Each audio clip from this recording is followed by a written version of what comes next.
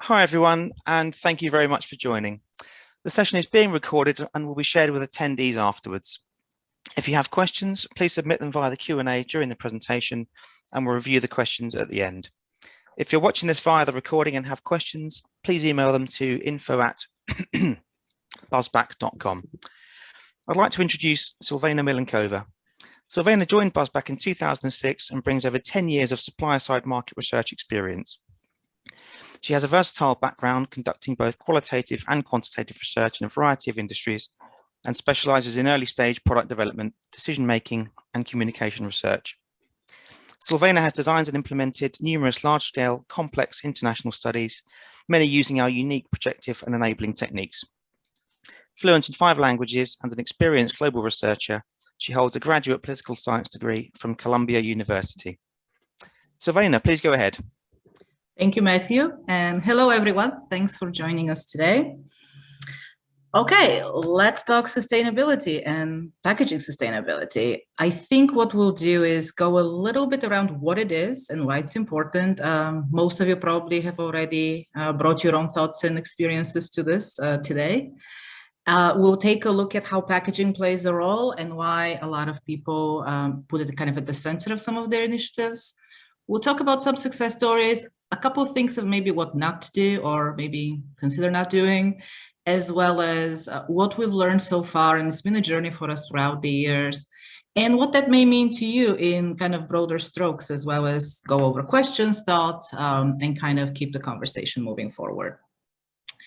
And as I said, we've done this for many, many years, and for us, it's really been putting the consumer at the center, but also focusing on the why. And I will talk a little bit about this, why this topic is really lending itself to a lot of the whys in the house, and not always looking at the first thing that comes to mind and kind of poking under the hood and going at it at different angles, and kind of bridging that gap between, companies and these huge initiatives they're being tasked with, and the consumer and where they are and how we can actually bring them closer together and help kind of move that sustainability journey forward. I am glad we are able to employ some of our projective enabling techniques. We do a lot of sustainability work with clients, and sometimes we go to workshops or are asked to provide our expertise in this area. And every time I do this, in person or not, I am reminded of working on oral care, believe it or not, years and years ago, when mouthwash was a new category and our clients were really trying to talk to people about, are they using mouthwash? Are they flossing? What's their regimen like? How important these things are? And everything was super important. Everybody was reporting on doing all of these steps and using all these products, but mouthwash sales were tiny, and we're not seeing the flossing category numbers where they should have been. So it was really important for us, where there is kind of a socially acceptable answer, or if there is an answer that is the right answer, to look behind that and really try to understand what people are saying versus what they're doing and how they're going about it, and more importantly, also why.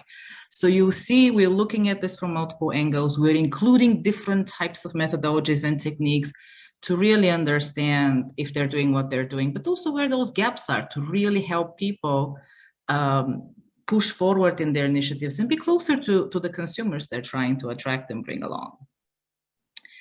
The why sustainability, I won't belabor.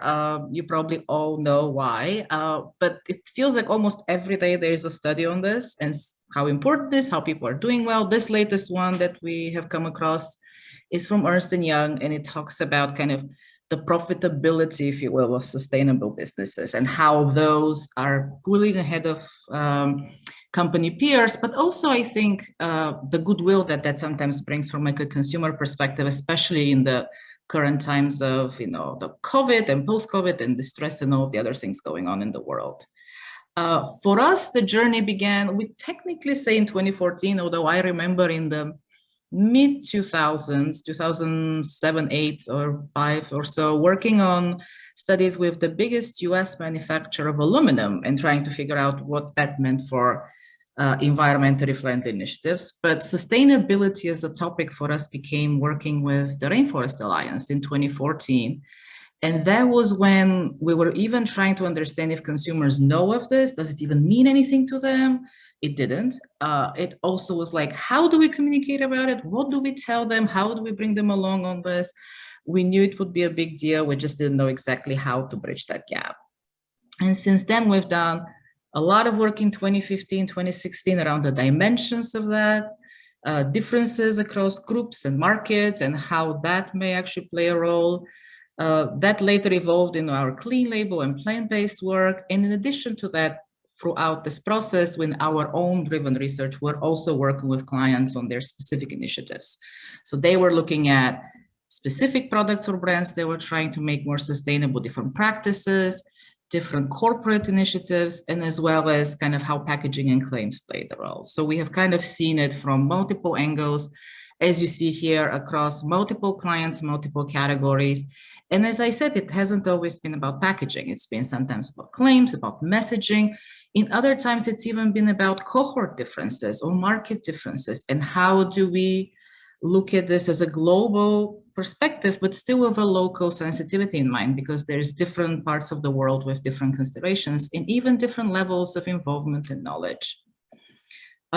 Here are a couple of examples that I like to talk about just because they represent, I think, a good array of what successfully people have done throughout the years. And as I used to say, though, to clients who wanted to start the journey, we talked about that's a journey. You can't do it day one. And I always talk about Ben & Jerry's since the late 70s. That was kind of the mo and the reason of the company. They were very local in Vermont. They always had relationships with local manufacturers as well as suppliers. And even after Unilever acquired them, they continued on this path of really looking at the supply chain, trying to be efficient, trying to be more sustainable. Celestia is on here because it's a good example of packaging-specific sustainability initiatives. They not only worked with like local farmers and tried to kind of eliminate paper and support the rainforest, but they actually reconfigured the entire packaging to get rid of, the string, the tag, the staples that little paper that your bag comes in. The whole bag itself got reconfigured, and they ended up reducing a lot of those materials or even eliminating them. And their boxes of the teas actually was 100% recyclable. They made it fun by making it artsy. So there was a lot of packaging innovation and sustainable kind of practices that got involved there. Cliff Bar is a different example. They actually focus more on the ingredients and how they were sourced and where they came from and how they could support organic farming. So the reason I include it in here is that there is not a single way to do this, but it does take time and it does take commitment and it does take figuring out what works for your brand, your company, to make it look authentic, to make it look real, and to then help kind of build that credibility in the space. There are many more. Most of you are from these companies on the call today. We've worked on these with you. You're still pushing ahead. There is other things in the pipeline. And it is somewhat driven by the consumers. So gone are the days of 2014 or before, where companies or non-governmental organizations or others were pushing the sustainability cause. Consumers are kind of coming along. So we're seeing throughout the years that almost all of them feel strongly that companies can help improving the environment. Millennials are at the forefront of that. For those of you who have been in some of our Millennial or Gen Z webinars throughout the years, know that they're values driven and they want the companies they work with or work for or shop with to reflect their values and make that come on in an authentic way. So they're taking jobs in most of those companies. It's one of the considerations they say when they're vetting. And people are saying about 2/3 that they would consider spending more on a product if it came from a sustainable brand. Park that thought for a minute, because it's not as black and white as that is exactly what will happen. As I continue kind of walking you through what we know, you will see there are nuances here in terms of categories. It also has in terms of like who's doing it, how they're going about it. It's not as simple as putting a sustainable claim on a package and being able to charge more, even though it may cost you more to get there. So there is a bit more detail and kind of nuance in this space.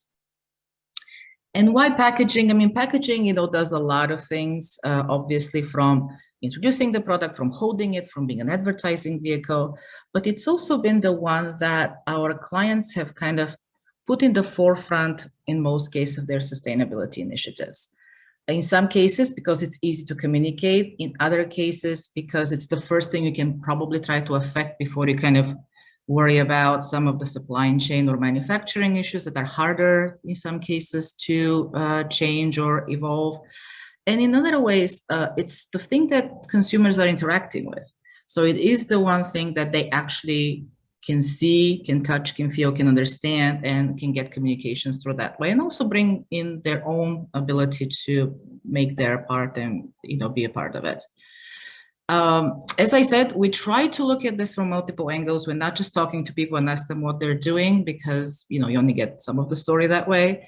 We are looking in this case at online chatter, and you're seeing a lot of mentions around plastics, especially in the oceans, but also from a packaging standpoint, and waste. And this is something we're seeing a lot in the UK and the US, which is kind of the focus of this study, but we've seen it in some other areas of the world as well. We typically would look at different markets and at the specific channels there, as they could vary in terms of social media per market. But we are seeing a lot of that. And we're also seeing people coming into their own and saying, I now think I can affect this. So it's not just expecting companies to come in and do everything or have everything figured out for them. They are trying to do their part. So they're more self-aware. They're trying to reduce or kind of use things over if they can. They are looking for eco-friendly packaging. They're looking for things that have less waste or less plastic. When we look at people on shopper missions, they are sometimes comparing some of those packaging for like the same type of product, but if one is more environmentally friendly, they may tip the scale. And there's a lot of influencer work that's been done of them promoting all of these sustainable brands. And a lot of what that is about, at least at the moment, pretty much globally, is around this 100% recyclable, the reducing of the plastic, and generally trying to have more of a lower impact on the environment, like lower waste. Here you're seeing some of the influencers. We have done a lot of analysis across the board and in different markets around that.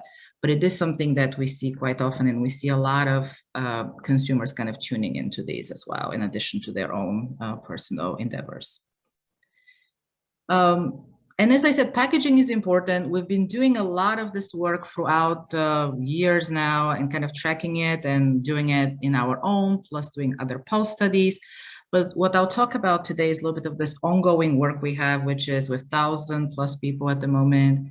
It's US and UK centered, and it's kind of gone in some other directions with different market overviews. But at the moment, when we look at like sustainability, at least in these markets, which we look at as more of the forefront of these initiatives, we are seeing that it means kind of a lot of things to a lot of people, but it's still around the same idea of recyclable, being environmentally friendly, helping the planet, having less of an impact, and packaging and materials of the package, if you kind of look here on the bottom middle in blue, is a lot of those mentions, which kind of again justifies why we're focusing specifically on packaging today and why a lot of our clients are using packaging as a vehicle for their sustainability initiatives, at least some of them. And when we ask people what that means to them, it's usually things like being recyclable, being reusable, eco-friendly, good for the planet. No plastic is another thing that we see a lot more from the UK and generally in Europe, more so than the US. These are probably things that, if you keep kind of thinking about throughout this presentation, will come up more and more, and we will try to figure out what they really mean and how important they are across different categories. And we've been seeing, with COVID kind of put a wrench into things, and things are a little bit different, but even through COVID and before, we are seeing change in interest in sustainability, change in trying to actually improve some of the things that we all do. Less than half, but almost close to there, are looking at reducing. So they're trying to reduce waste or reduce the carbon footprint.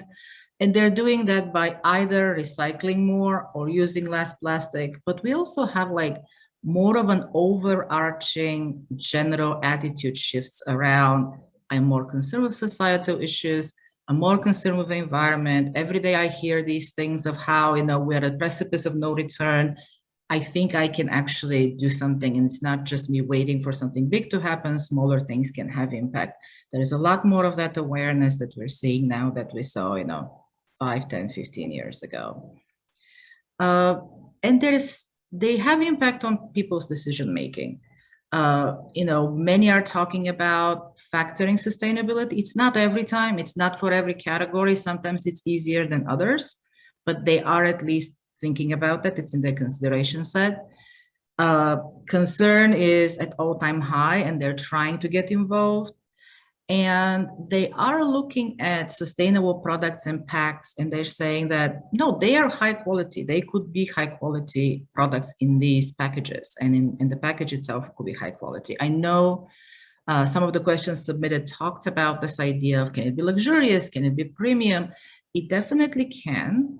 Again, there is nuance here around what category we're talking about, what the brand itself is, and how that all kind of works together. Package on its own is not going to communicate sustainable. It's also not going to communicate premium. But there are certain cues that people are getting used to, and certain companies that are doing that in a very streamlined, kind of fitting with the brand, clean and easy, almost minimalistic way that has worked and definitely brings that premium, this luxury, this high quality with it. And when we look at like sustainability in packaging across multiple things that packaging is supposed to do, it's not the top driver, but it is up there. Like recyclable and reused is pretty high. Obviously, there are table stakes like protecting the product and being easy to use and store and all those other things. So at the moment, and I think probably for the foreseeable future, would sustainability be the key purchase driver of decision-making? Probably not. But is it going to be among them, and could it tip the scales? We think that definitely that is the yes. And that I think will keep evolving and even probably increasing over time. Claims are one part of packaging work. And yes, it is maybe the easiest, most direct way for you to communicate how your sustainability initiatives are trickling down. And here we're looking at, the ones that people are saying are the most relevant to them, the ones that they deem more important. As I said, recyclable, reusable, those kind of are some table stakes. But two things I want to clarify here. One, consumers still get a bit confused when it goes to some of the more complicated types of sustainability initiatives. Recycling has been around for a long time. Reusable is relatively telegraphic.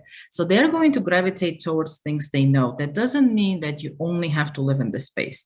And sometimes your category may not allow you to live in this space. So you may have to find different ways to communicate with people and to bring your sustainability story forward. The issue there is maybe requiring more education or kind of being more direct and more clear as to what you've done and how you've done it, and not assuming they would exactly know, what that really means or putting a term there. This is why, to some degree, certifications help. More so in the UK, a lot higher awareness than the US, but it is a very easy, quick way for people to kind of almost check that box and say, oh yes, this is endorsed, I know what they're doing. These are the most popular ones. Obviously, there are a ton others. It doesn't need to be in the front of your pack. There was another set of questions around like, oh, how do I navigate this? It gets too busy and crowded. We have done a lot of work trying to figure out what the most impact of each of these elements is and where you can put them. And again, it varies by target, by category, by market, but it is something that if you have it and if you can, you should definitely consider including and then do work around where it goes, what it goes with, how do I build that story versus just having one call out that nobody there notices or understands. And this is like people coming into their own and thinking about what they are doing and how consumers are seeing that in their daily lives. This was like an image sharing. We also do a lot of observational work of just like not asking them even to tell us what, just show us what they have in different categories. But the idea here is really a lot around the claims because it's easy, but you see other things. You see a lot of things around the package type or the materials used, or even some of like the different symbols. So those are the things that people are looking for that give them that comfort and also help them understand kind of holistically what has been done to make this package more sustainable. On the bottom right, you're actually seeing somebody who's taking things and reusing them. So they're almost creating their own pod of packaging for different uses that they're taking and keeping throughout the house for other parts that this didn't get made for. And again, this is the idea of the consumer being more involved and trying to kind of do their part or figure out how they can fit in that sustainability process. And when we look around, where are the gaps? What is working? What isn't from a consumer standpoint at the moment? They are looking for more education. They're looking for education from their local communities and authorities of what to recycle, how and where, so they don't throw things to landfills that actually go in a, in a recyclable and a waste management system. They are looking at companies to tell them how the products are more environmentally friendly and what to do with them after they've used them. Composting is something that people kind of think they know, but they don't quite know. But they're also looking at, like, is there a place and a way for me to do this in an easy and quick way? So if people are able to recycle or reuse in the existing systems of what they already are doing as part of their, let's say, recycling initiatives, it's a lot more preferable and easier for them to go that extra mile than if they have to drive somewhere to dispose of something. And I know in some categories like electronics, you just don't have a choice at the moment, or have to mail something back. Those are the things that sometimes either don't get done or get too complicated for people to figure out how to do. And then, you know, just having more availability. I know in big cities like New York and Los Angeles, composting was like out of the questions for years because where would you do it? How would you do it? And right now there are specific things in every neighborhood, literally next to like farmers market and playgrounds and all these areas that you walk by daily that you can do. So that has definitely helped with the initiative itself, but also with the consumers feeling they're part of the process and having buy-in into what happens and how they're participating. Of course, there will be some challenges. As I said, you know, some of these are from a consumer standpoint and some may be from your standpoint when you're working on these initiatives. And when I do this in person, I do like a raise of hands, true and false, to see where kind of the audience stands and what they're thinking. And the one that usually trips some people up, I would say, is this idea that, oh, if my product is online, it doesn't matter. And that's definitely not true, especially not true as COVID has changed a lot of people's shopping behaviors, and some of those are here to stay with e-commerce growing exponentially. And even if that gets rolled back, it's not going to get rolled back to pre-pandemic levels. And this idea that it shouldn't cost as much, this also is not something that consumers are really thinking. But how much and where you kind of draw that line and how do you justify it is actually the question. And as I said, that is a bit more complicated when you start going into markets, when you start going into categories, and you start going into who exactly is your product appealing to. But consumers are aware of all of the, you know, plastic, for example, and pollution in oceans. There's a huge topic right now. It's everywhere. They are looking for things that address that. There is a lot of probably like increased understanding these days around only very little of the plastic gets recycled, especially plastic that comes from multiple types of materials. So all of these things are coming to the fore, and governments are getting involved either in trying to reduce that or trying to have a better waste management system. So these are some of the things that we're seeing from both the consumer, the government, and the company end of trying to do things in a more effective way moving forward. And again, not every one of these will apply to every single company or every single product, but those are some of the initiatives that we're thinking will keep improving and moving forward because of kind of where the consumers are and what's possible today. Opportunities are endless. Obviously, refillable, reusable for some of the food and beverage products is the easiest and in some ways the most common one at the moment. For those ingredients and packaging formats and materials that are not as easily recyclable, TerraCycle and those certifications have done a lot of work. The whole plant-based craze, if you will, is not going away. It's actually moved towards packaging as well. We have a lot of work around plastic negative, which basically is you take away and recycle twice as much as what you put in. And then also you'll see down the road when we talk about some success stories of offsetting that by either, committing to cleanups or committing to sourcing in certain ways, or even planting trees or air pollution. So there is a lot of different ways that people can go about it. You don't have to subscribe to all of these, but this is where we're seeing kind of most of the work in sustainable packaging being done at the moment. And with everything else, there are barriers and challenges, from kind of the corporate world, there is this idea of trying to weigh in the cost and benefit ratio, trying to figure out what can we do, what does that do in terms of our margins, and what is the perceptive from the consumers in terms of price, and what is the value to them. It's also easy if you had one brand, but a lot of the clients we work with have multiple brands, and it's very hard to have a strategy that encompasses that. And sometimes you're ahead in one and maybe behind in others. And layer onto that a global versus local perspective, that could become quite challenging. It could go beyond packaging. You may have other things around social initiatives, environmental impact overall from a manufacturing perspective, or even the ingredients. All of those could still be part of that initiative.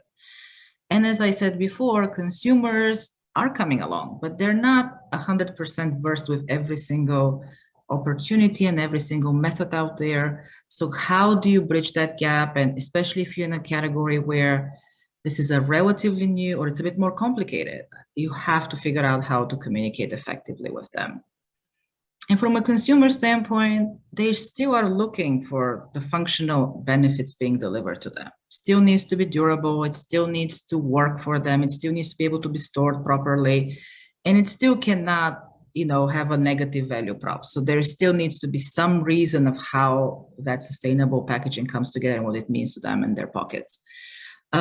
Freshness and taste is always, especially in food and beverage, the biggest table stake, and it still is here when it comes even to packaging. And this idea of, as I talked about, make it easy for them to dispose, to recycle, to reuse. And if they're reusing it, especially in the beverage space, we've done a lot of work there with clients, it needs to be durable. It can't fall apart after the first or second usage. And also it needs to be easy to clean. So the actual form comes into place, not just the material in those cases. So some success stories, some of these you probably already know. This is the idea of a fruit pouch. And what they had tried to do is eliminate plastic from their iconic helicopter cap. That's the top part of the pouch that you open it. By 40%, which is substantial in its way, because this was the one part that was not recyclable. And by bringing down the amount of plastic, they actually made it 80% more recyclable than any of their peers, competitors. They also have worked on taking out aluminum from the inside of the pouch and making the pouch from a single source BPA-free material. Again, if you think of what we're talking about, the multi-material things being harder to recycle and that causing a bigger strain on environment and sustainability initiatives, this is kind of a step towards that and trying to eliminate that and make it a lot more environmentally friendly, a lot more easier to recycle. This is another one of box water. This is made in a Tetra Pak. And the idea here is that all of the 90+% of the materials are renewable. Everything is recycled. We can actually refill it multiple times and it's BPA free. The water is sourced locally. They don't add any minerals to it. I know, sorry about that, Europe, but they don't because it reduces the carbon footprint and the weight. And also they're doing this offsetting by planting trees because of, the paper usage in the cartons. But the other thing that, was really interesting in this case is that it ships easier because you have less air to ship. You can actually make this into, a perfect almost rectangle and ship it, which then helps with additional things like fuel and air. And there was some of, the plastic bottle competitors trying to really reduce the amount of plastic, but still keep the water in plastic bottles. And that didn't work as well because consumers were complaining it's too flimsy, it falls apart, it doesn't keep its shape. So there's definitely something here that we're seeing in terms of hitting those key criteria and dimensions of what a good sustainable packaging may look like for this specific product or category. And this is another one in a totally different area. This is Clever Bag that was developed by Puma and the designer Yves Behar.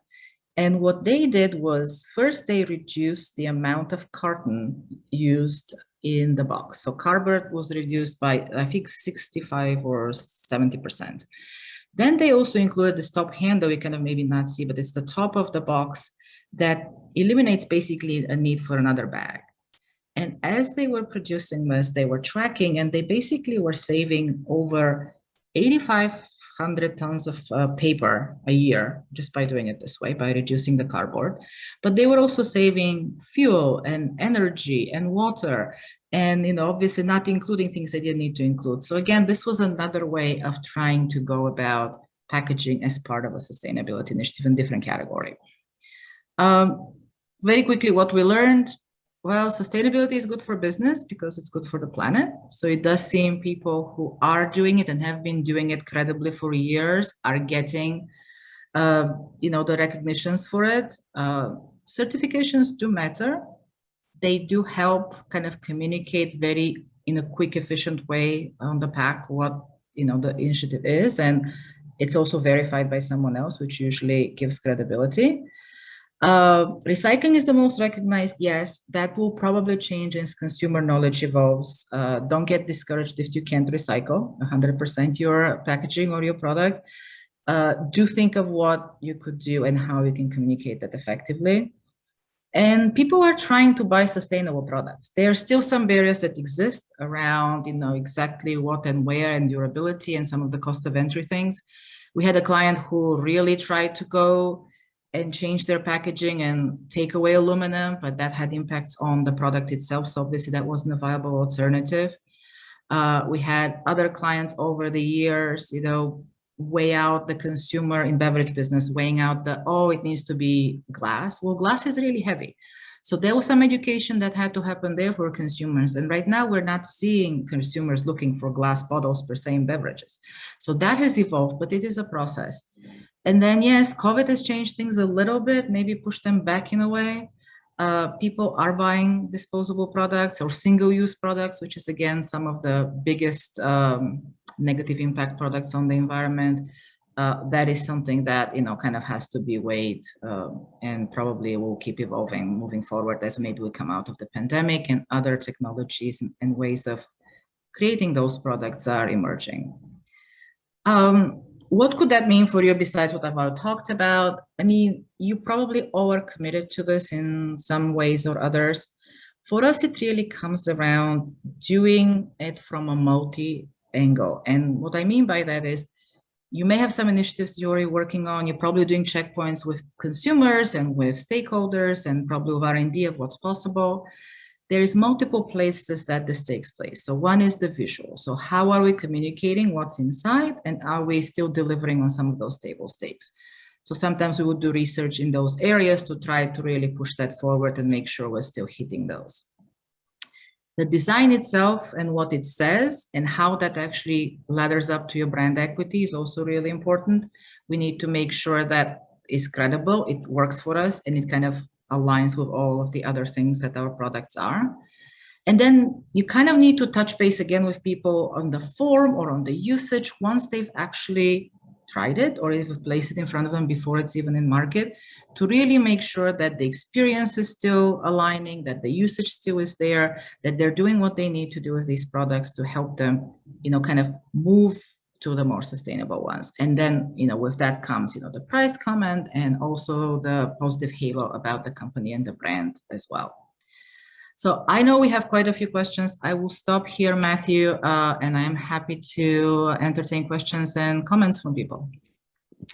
Thank you very much, Silvana. That was great. And you're right, we do have lots of questions. So people have submitted plenty both before and during the webinar. So thanks very much for your engagement. I will get on with as many as I can. I think we've got so many that we'll be following up with quite a few people afterwards. But just to get started, and lots of people have been asking about this, and actually, obviously, Silvana, it's our experience, this happens a lot, whether you're talking about sustainability or any topic with consumers, but there's always a difference between what consumers want to do and what or say they do and what they actually do as shoppers. And obviously, we've come across this a lot. So it's more of an observation than a question, really. But any thoughts on how we go about getting around that? Yeah, that's the million-dollar question, and it will vary by market. It will vary by category. It will vary by even brand or where you sit in kind of the brand landscape. But you can't have a topic that is socially, important and prudent and is a good value and ask people always directly what they're thinking and doing, because you're going to get my oral care example. Oh, of course I'm using all these things. Oh, of course it's super important. And then when you look at what actually is happening, it's not the case. For us, what's been successful, and hopefully that will help some of you, is looking at it in multiple ways. So yes, we have to ask about some of these things, but we also do a lot of observational work. We also do a lot of image sharing and behind the scenes tagging and AI without asking people. We do a lot of social listening to see kind of where the chatter is and what's happening there. We include a lot of our techniques for these reasons. That's why I was glad we could kind of use some of the projective things of talking about other communities or other people, or talking about things that may not be going as smoothly for them, that we can't ask directly because they may not tell us. But if it's in the context of, well, this may be happening to someone else, or here are some images, kind of go through them, tell us like what they evoke.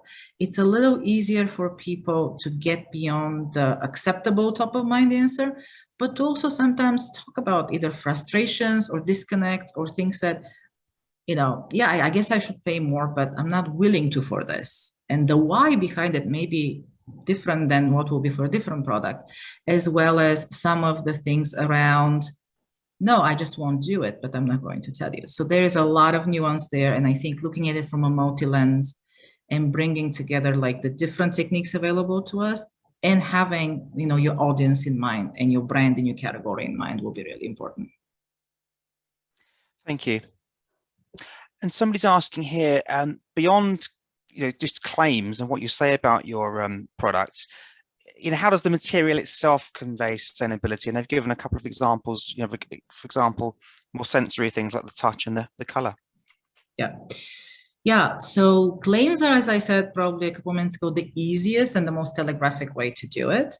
And they go a long way, but it has to be everything kind of working together, if you will. So yes, the form is important. Like think of like the waters and the boxes and all of that we just talked about. The material itself is important. The color has been proven to actually matter, but not in every category. So like in food and beverage, we're seeing some of the more natural looking colors or some of them the muted colors are working better because they give that natural repurposed kind of look. But for other categories that are maybe non-durables, that has not been such a big consideration. There, the consideration has been more about like, well, tell me like your story. Bring me the technology that you're using. Tell me kind of how you're going about this and kind of take me along that journey with you. And that's where sometimes we're using not only the front, but the back, the side panel. So there's a lot of real estate you can kind of utilize in addition to maybe the things that you're saying and the visual cues you're providing. Okay. And what do we find, Silvana, is more motivating to consumers? The packaging that's labeled 100% recyclable, or one that claims to already have come from sustainable sources? Good question. There is not a single answer here. As I said, the recyclable claim itself goes a long way just because people know it. It's been around the longest. It's clear, it's easy. But there are categories where that is just not possible or not really a thing. So from that perspective, I think you just have to look at exactly what you're able to do and be authentic about it. But also sustainable sources could be a lot of things. And as I said to you before, there is a lot of confusion, even in compostable, which is not that complicated of a concept. So I think if you're going to go the second route, which may be just all you can do based on, where you live and what you're trying to make, I would try to have a supporting either certification, a story, an explanation there, to really help the consumer or the customer understand exactly what you're doing there and what that really means for your product and for them. Okay. And what I think this was the pre-webinar question, which I guess has been answered partly during the webinar. But what differences have we seen between the markets in terms That's of a really good attitude? question, and we can probably have another webinar, to be honest, or a couple on that. But we do see differences in markets. I would say the reason I focused on the US and UK in this one is because they do appear to be more in the forefront of these initiatives, and the consumers are a bit more kind of along for the ride, if you will, than in some other areas. But we have done work in pretty much every market and social listening as well. I would say, outside of, Western Europe and the United States, you probably have differences when you go towards, let's say, the Middle East. That is where you see a lot of, like, in Africa to some degree, really, kind of confusion and apprehension. So when you were talking about, especially food and beverage products, like the 100% recycled material is a bit of a confusion point there, because they're concerned whether that would be an issue. Could that be from chemical packaging, and would that affect me in some way? So there's a bit of an apprehension there, which I think comes from completely not having the understanding or the knowledge at the moment. To flip that with, let's say, South America, there is still similar to Africa, there's lower involvement and less initiatives, but the excitement is a lot bigger there. So they actually are totally into the idea. They just need to know how and why, but there is a little bit of a difference in the apprehension's not there, and the intent to take action is a lot quicker there. So there definitely are differences there. And then you can go into like cohorts of younger versus older. I touched a bit on millennials. And millennials or Gen Z are really at the forefront of that, pretty much globally, especially in the markets I talked about. But they're kind of bringing Gen X along for the ride with them. So there is definitely things there that puts extra layer to this. Okay, I think we've probably got time for another couple or one, depending on how long the how detailed this next question is. But we have here just a second. So somebody's interested in, can we clearly define what biodegradable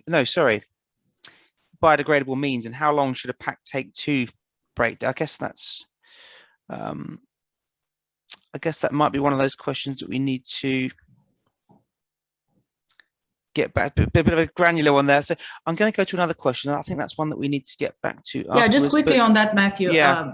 Biodegradable is a confusing concept for consumers, generally speaking, for multiple reasons, but mostly because they don't quite understand that it's not equals compostable. So you don't just get it and throw it out and then disappears. So there definitely is an opportunity for education and explanation there. And in terms of what the expectations in timing are, they really don't know. Like, they would say it's less than, if it was just recycled, but what less means, it's very unclear, and especially, in some of the markets that, as I said, are maybe lagging a little bit behind. But I can give more explanation, as a sidebar later. Okay, great stuff. And the last one that we'll have a quick look at here is, which packaging attributes speak most to sustainability? And some examples given in the question, for example, recyclable, reusable, compostable, and again, biodegradable. Yeah. So we kind of went a little bit over that, but just to reiterate and take it one step further, people are generally gravitating towards the things they know. That's true for a lot of things. This is another area that's the case. So yes, you're going to see a lot of recyclable, you're going to see a lot of reusable. But then when you look at categories, that may change a little bit. And then you look at markets, that also may change. So if we're talking about food products, recyclability is quite a thing, and biodegradable could be a thing. And yes, compostable packaging also is a thing. But for beverages, we were seeing, paper being quite common. And that's where we're kind of trying to weigh that against, like, well, deforestation, do people really worried about? The short answer at the moment is not that much. Whether that evolves and changes, we're looking at it. But biodegradable comes into place.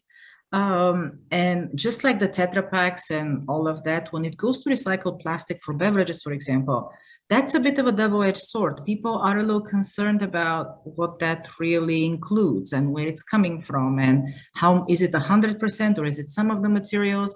So there definitely is nuance when it comes to what category you're talking about. And then when we go to, let's say, electronics or other durables, you see things like rechargeable or how it's manufactured being a lot more important. So the claims, if you will, would vary substantially by, where you are, what your category is, and who you're trying to target with this. Great stuff. That is now, everyone, all we've got time for. Thank you very much, Silvana, Sure. for the presentation and answering everybody's questions. We've got lots to get through, so we'll get back in touch with you if we didn't get to your question. As you can see on the last slide here, we were at Quirks, Insights Association, and again, Quirks in May. Hopefully see you at one of those shows. Thanks very much for attending, and we will hopefully see you next time. Thanks for joining, everyone. Bye-bye. Bye. Cheers.